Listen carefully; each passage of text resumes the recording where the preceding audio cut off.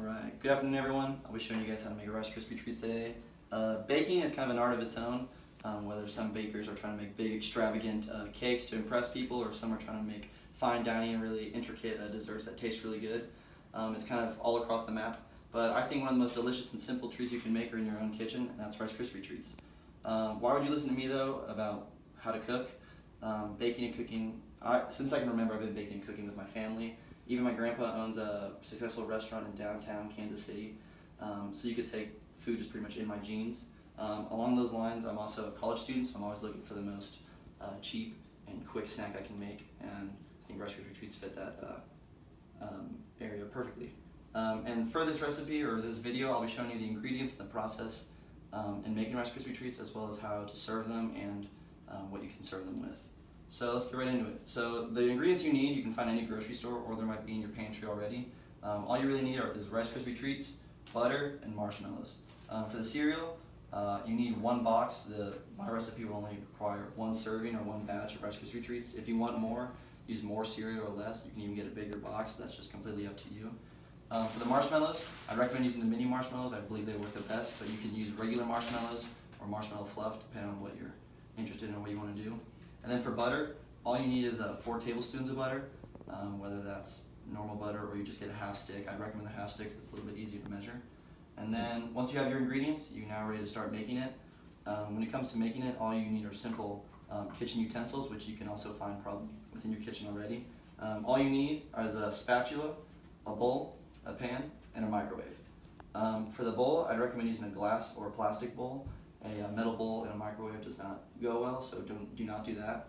And then for the spatula, I'd recommend using a wooden one. The plastic ones are fine, but the flimsiness doesn't really work well with the stickiness of the marshmallow mix. So now it's time to start cooking. The first step is to take your butter and marshmallows into the bowl and put it in the microwave and heat it for 2 minutes. You can heat it up for a little bit more, a little bit less, depending on how the mixture is looking. If it doesn't look really melted or doesn't look heated up enough, you can add it for more 30 seconds or maybe a minute more, just depending on how, as you see. Once it's done out of the microwave, you take it out and use your spatula and you mix the mix together. Just kind of get to a good paste or a good consistency where it's well mixed. As you're mixing it, start adding your cereal.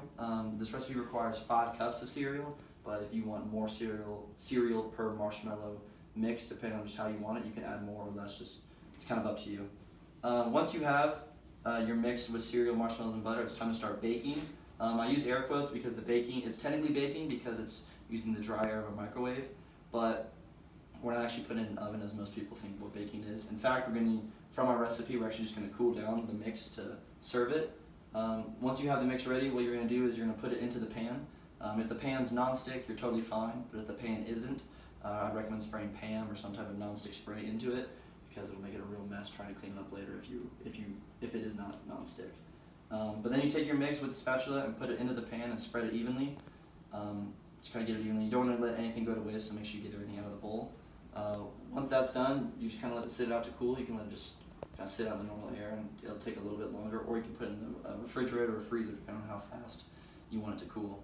But that's really all the recipe is. You can use this recipe for if you want a birthday treat instead of just a birthday cake, or maybe an office party snack, or maybe you're just because you're hungry you want Rice Krispie treats. It's kind of up to you on how you want to do this.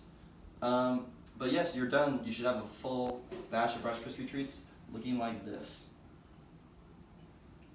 Like I said, once you have the proper ingredients and the right utensils, Rice Krispie treats are very easy to make and a delicious snack for everyone. With this video, you should be able to cook on your own pace and help get better at baking on your own. And like I said in the beginning, this recipe will help you save time and money on snacks, which everyone loves. But I'd recommend with money you save to go buy an apple, because these are not exactly the most healthy treat you can make.